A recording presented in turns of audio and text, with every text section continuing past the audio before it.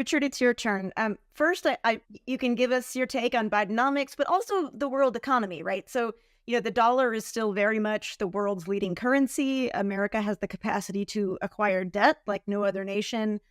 Do you think that this kind of unique economic standing, where so much of the world economy is dependent on a stable dollar, does that solidify America's economic standing in the world?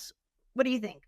I mean, for me, if you look at it, we see a trend line from Trump to Biden, right? Of course, there's a refinements here, better tactics, but protectionism, industrial policy, building America's capabilities first, that seems to be something common between Trump and Biden. And my sense is if we are going to have another Trump or another Biden, it's going to be the same. So this looks like something that is going to be more of a bipartisan issue for quite some time. And China obviously is a big factor in this.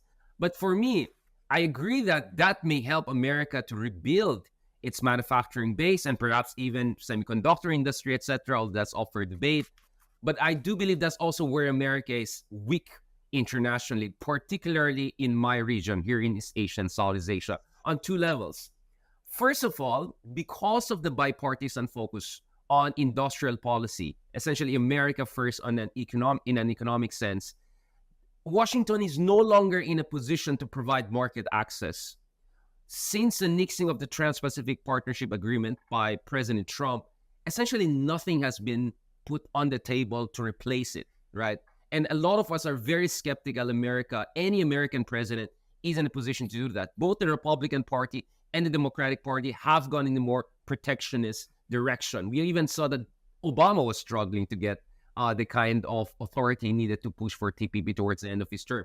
So we're very skeptical about that, and that's precisely why we're worried. If you look at the Indo-Pacific economic framework that the Biden administration proposed last year, to be honest, it's more sizzle than steak, right? To put it nicely, right? We're still waiting for what's exactly on the table. I mean, we had a huge book project here with other experts across the region, each country, etc. And much ado about nothing was more or less the common thing among a lot of us. And we're worried about the structural ability of American presidents to put forward even market access. The fact that the US could not even give us updates on the digital free trade, which is supposed to be an easier form of a free trade agreement or a pre-free trade agreement, even that no longer seems to be on the table. But the second issue here is that America is using more stick than carrots. I mean, the carrots, I already mentioned, it's not much of carrots out there yet, at least. But the stick is this tech sanctions that United States is imposing on China. Well, guess what? China is central to vertically integrated supply chains across the region. And in fact, now you see very close friends of the United States or interlocutors like Singapore openly coming out and lambasting this, because this is hurting a lot of us in the region, because a lot of us are dependent on China for technological input, for market access, for exports and technological cooperation. And we fear that the more the Americans use this stick, it's going to also inevitably going to hurt us and really ruin the supply chains in across the region. So that's why since last year, one conversation here is, and Balakrishna and the Singaporean foreign minister even mentioned that, is we may need a new global non-aligned movement on the technological front, whereby we do also have our concerns with China, but we do not necessarily side with the Americans in terms of their tech sanctions. There has to be an alternative way to this. So I think the balance within the carrot and sticks is definitely not there. And I think the Americans are looking very, very weak in terms of providing new economic initiatives that can credibly compete with that of China. Of course, there are solutions to that, more teaming up with Japan, with Australia and other countries. But so far, if it's just really down to United States and China, this is not the America we're used to, which was at the very forefront of economic globalization during the Clinton years, which was at the forefront of the whole APEC summit and all of that. But now there's a lot of skepticism. If you don't believe me, listen to Singaporeans, listen to Indonesians. Many in the region are skeptical about America's economic leadership. So we're getting towards the end here. So I want to get one more question in, and then we're going to go to our guests, listeners here. But so my last question is about soft power, right? We've talked about economic power, military power. Another kind of big arena of American power has been soft power. The United States as this kind of beacon on the hill, this pillar of democracy. Obviously, that image took a pretty big hit on January 6th, 2021, during the attack on the U.S. Capitol by Donald Trump supporters. How much lasting damage do you think that has done? And from both of your vantage points, have other countries started to look elsewhere to find good models of democracy or even non-democratic governance, perhaps like the Chinese model, for example? So U.S. soft power, is it still as strong? Lavina, you first. Okay. Look, I do think the Trump administration did a lot of damage in this region, and I don't have the stats on hand, but if you were to look at some of the public opinion polls in Australia, but also around the region, I think there was a plummeting of confidence in American leadership all round.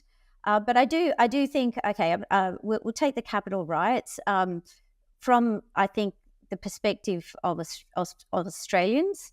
All we've seen since the Biden administration has come into power is essentially a deepening of support for the United States, for the U.S. alliance.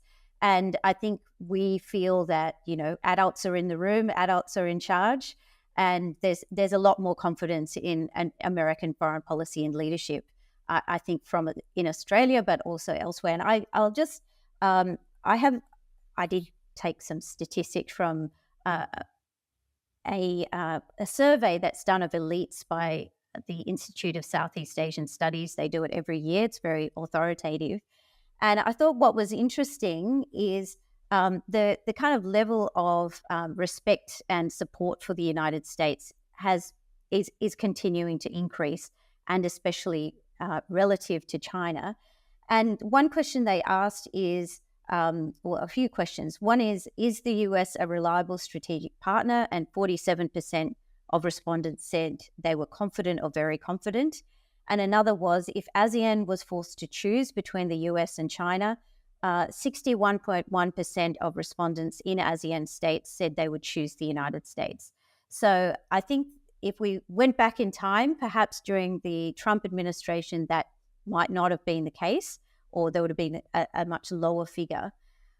In terms of the Capitol riots, and here I'm just giving you an Australian perspective on that, it is true that we've seen declines in democracy. I think Freedom House does a survey every year, makes a pronouncement, and I think for maybe the 14th year in a row, there's been a decline in democratic practices around the world. But from the opposite perspective, I think it actually shows you that when you have a liberal democracy with relatively strong institutions, that the rule of law applies even to former presidents. And that is not the case in every country that we know of in our region or elsewhere, that it is quite extraordinary to see a former president indicted for various alleged crimes and now being prosecuted. And that's quite an extraordinary thing, and does actually show you that in democracies, no one's above the law, and that there is a separation of powers, and it is of benefit in terms of the strength of governance going forward. So I see that as a positive after the riots, that there has actually been a response. I will say it's rather extraordinary for us too in America to have a former president indicted. We don't do that every day either, but I take your point. And Richard, sort of the kind of flip side, I guess, of the American soft power dented argument.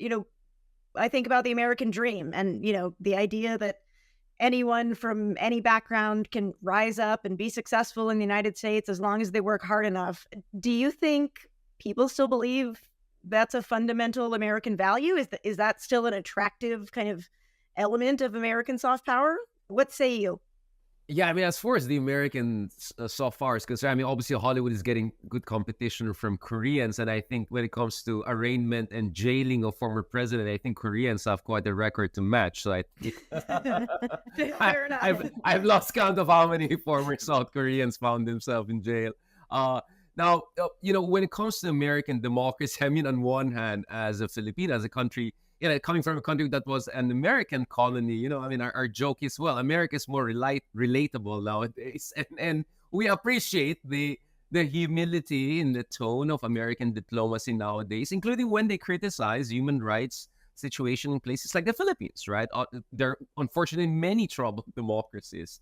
But my sense here is that the fragility of the American political system might be passing a certain threshold, which is going to make it very difficult for the United States to authoritatively project itself as a kind of this kind of a a country that can be a promoter of democracy, and we're seeing that every time the United States criticizes any country, immediately there's a what about this, kind of repost, right? Whether this is from a country like India or from an authoritarian country, of authoritarian country like China.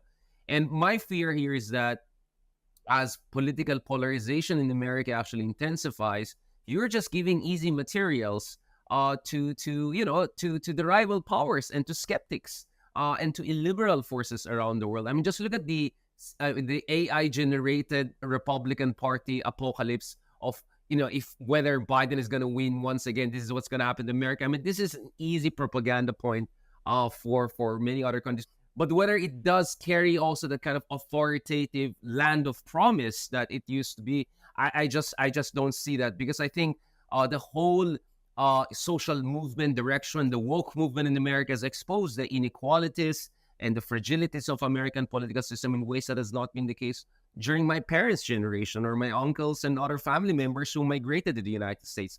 So that's also where I see America's weakness, in as much as I completely agree with Lavina that at least that puts America a step ahead of, Russian or Chinese models of governance. All right, great. So during our debates, we welcome listeners from around the world and call on them to briefly share their views and to ask questions of our panel. So first with us is Hamza Abdi Wahab. He's listening in from Mogadishu.